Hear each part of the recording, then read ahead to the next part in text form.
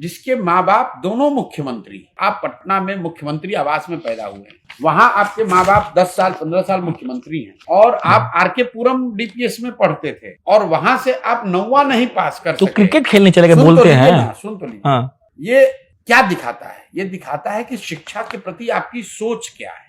महत्व इसका नहीं कि आप 9वीं पास है कि 10वीं पास है, महत्व इसका है कि आप डीपीएस आरके पुरम में थे, वहां से आप 9वां नहीं पास कर सके, और आपने फिर कोई प्रयास नहीं किया कि आप पास कर लें। गरीब से गरीब आदमी भी उसको थोड़ा सा अवसर मिलता है लाइफ में, कहता है भाई हम पढ़ नहीं सके, कम से कम सोचते हैं मैट्रिक पास हो जाए। उस समय नहीं पढ़े, क्रिकेट खेलने चले गए। झूठी बात को अगर सही भी मान ले कि क्रिकेट खेल रहे, आप नहीं मानते हैं? कहाँ क्रिकेट खेले भाई, मैंने बेंच पर ही बैठे, लेकिन बैठे तो हाँ, कौन सा क्रिकेट खेले? लालू जी के आप लड़के हैं तो प्राइवेट क्लब में आपको 12वीं 14वीं प्लेयर बना लिया गया। आप तो ऐसे कह रहे जैसे सचिन तेंदुलकर थे। ये सचिन तेंदुलकर अपना एग्जाम नहीं पास कर सके थे, तो वो देश की खबर है। लोग कह रहे हैं भैया सचिन जी चिंता मत कीजिए, हम लोग आपका एग्जाम लिख देंगे, क्योंकि तो सचिन तेंदुलकर है, वो क्रिकेट खेल रहे हैं। भैया आप वो क्रिकेटर भी नहीं है, लेकिन उससे आगे की मैं बात कह रहा हूँ।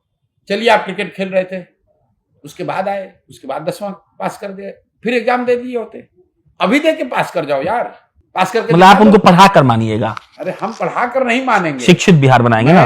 ये स्वीकार कराना चाहता हूं कि इस आदमी के लिए शिक्षा की कोई इनका महत्व ही नहीं है। शिक्षा के प्रति इनकी सोच क्या है? देखिए कामराज जो है वो पढ़े लिखे व्यक्ति नहीं है, लेकिन तमिलनाडु में सबसे ज्यादा रेवर्ड जिस चीफ मिनिस्टर का 2-4 नाम होगा उसमें कामराज जी का नाम है।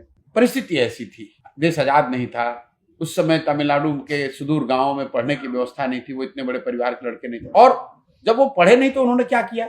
आजादी की लड़ाई लड़ी, जेल गए, संघर्ष किया, घर पे बैठ के गोली नहीं खेल रहे थे। अरे ये तो आप मानते हैं ना कि कम पढ़ा लिखा आदमी बुद्धिमान हो सकता है? मैं मानना कि तो सैकड़ों बात हर वक्तव्य में अपने कहता हूँ कि फॉर्मल डिग्री का बुद्धिमत्ता से कोई लेना देना नहीं है। पढ़ाई का महत्व बस इतना ही है कि अगर आप पढ़े लिखे व्यक्ति हैं तो किसी भी इंफॉर्मेशन को प्रोसेस करने की, उसको आर्टिकुलेट करके प्रेजेंट करने की आपकी क्षमता बिना पढ़े लिखे व्यक्ति से थोड़ा ज्यादा हो सकती है। लेकिन इसका मतलब ये नहीं कि हर पढ़ा लिखा आदमी समझदार है। हम लोग गांव देहात में कहते हैं हमारी दादी पढ़ी लिखी नहीं थी, बहुत समझदार थी। लड़का पढ़ लिख तो गया है लेकिन है एकदम लंपट। ये मुझे इस बात की समझ है, मैं बार बार जिस बात। अच्छा, 9वीं पास आदमी सीएम बन सकता है? नहीं, बन तो कोई भी सकता है, जिसको जनता वोट दे देगी, वो संविधान में रोक है नहीं। लेकिन जिस कामराज के बारे में लोग कहते हैं, उस कामराज ने तमिलनाडु में सबसे ज्यादा बच्चियों को पढ़ाने पर ध्यान दिया।